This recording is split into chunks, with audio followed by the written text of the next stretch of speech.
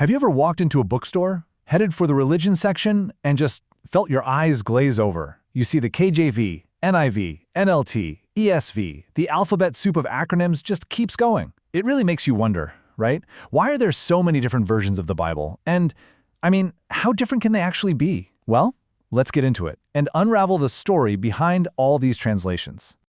So, let me tell you this fascinating story from a scholar, a Dr. Gary Meadors. Years and years ago, he was in Kyiv, and he was talking about a Bible verse with Dukhanchenko, who was the head of the Union of Russian Baptists at the time. Dr. Meadors is reading from his Greek New Testament, the original language, and Dukhanchenko is reading from his Russian Bible. But what they were reading didn't match up. The meanings were just off. Confused, Dukhanchenko just leans over to his translator and asks, "What are you reading?" And that one little moment of confusion, it just perfectly captures the question we're digging into today. Why do different Bibles that are all supposed to be translating the same original text sometimes end up saying very different things? The answer, as it turns out, is all in the art and the science of translation itself. So what's really at the heart of this whole thing? Well, it pretty much boils down to two competing ideas, two different philosophies of translation. And look, it's not about one being right and the other being wrong. It's more about what each approach is trying to accomplish. You can almost picture it like a tug of war between the ancient language on one side and the modern reader on the other. Okay, so on one side, you've got what scholars call formal equivalence, but you can just think of it as a word-for-word approach. And on the other side, there's dynamic equivalence, which is more of a thought-for-thought approach. So what's the real difference between these two? Formal equivalence tries to stick incredibly close to the original Hebrew and Greek. The goal, and I love how Dr. Meadors puts this, is to be as literal as possible, as free as necessary. Now, this gives you a super precise look at the original words and grammar, but it also means that you, the reader, have to do a little more heavy lifting to figure out the meaning in its ancient context. Dynamic equivalence, on the other hand, is all about clarity and readability. Here, the translator's first job is to really get the core meaning of the original phrase. Then, they have to express that same idea in a way that just makes sense to us today. Of course, that means the translator is making more of the interpretive decisions for you. But here's the thing you absolutely have to know. It's not really an either-or choice.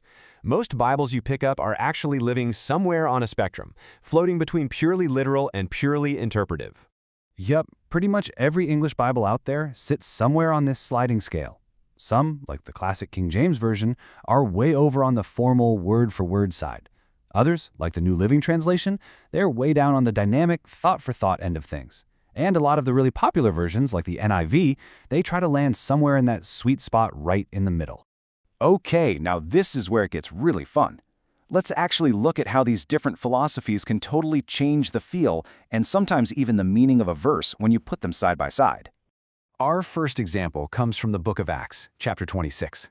So the Apostle Paul, he's just finished sharing his life story with King Agrippa. The big question is, how does the king respond? Is he genuinely moved, like right on the edge of converting? Or is he just being sarcastic? Believe it or not, the version you read will give you a very different answer. And this slide just lays it out perfectly. Start on the left with the King James Version, a very literal, formal translation.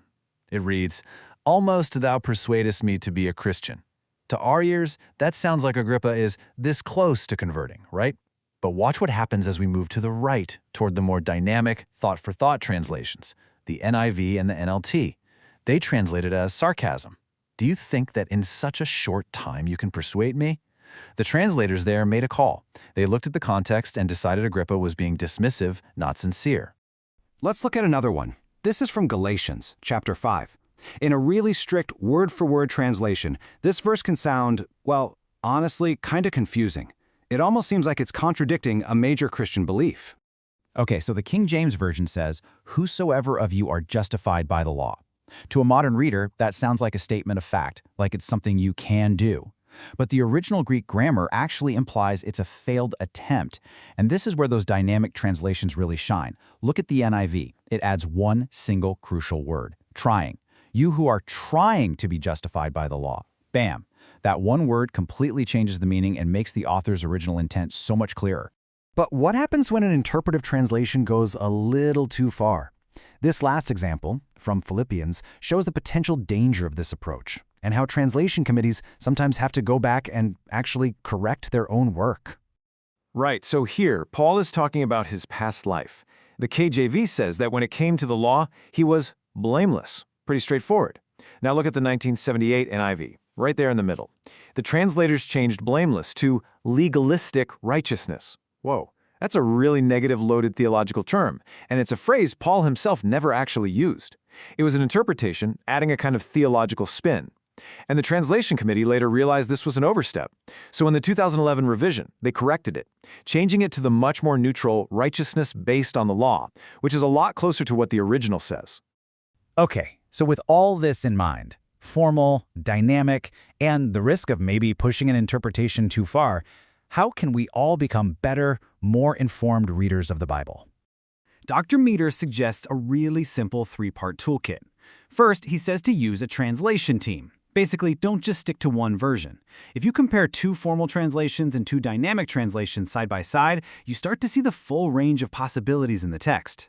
Second, read in paragraphs. Verses are great for finding stuff, but the original authors wrote incomplete thoughts. And third, while study Bibles are amazing tools, remember that their notes are a commentary. They're an interpretation, not the text itself.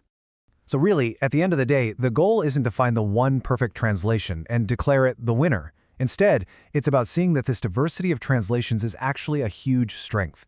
When we use them together and understand their different approaches, we can get a richer, more nuanced, and just a more complete picture of the original text.